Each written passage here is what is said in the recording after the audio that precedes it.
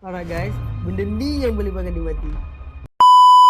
Alright guys, satu je faktor yang boleh buatkan dia mati. Bukan satu, sebenarnya terlalu besar, tapi saya kurangkan sikit lah. Itu bagian basic je. Yang pertama, kuat sangat. Beronan ni, terlalu kuat. Kita faham, sekali-sekali okey lah, tapi janganlah hari-hari sampai rasa lebam, penat. Tak perlu. Merosakkan saraf, okey? Langsung dia mati.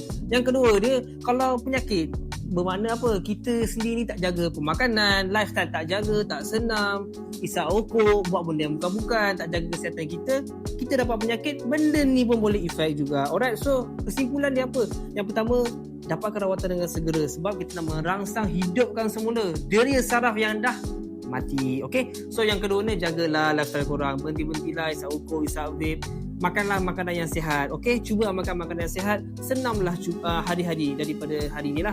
Alright, so kita nak dapatkan flow dia sikit, lama-lama korang pun sihat, korang pun hidup. Alright, saya Coach Alizul, semoga hidup.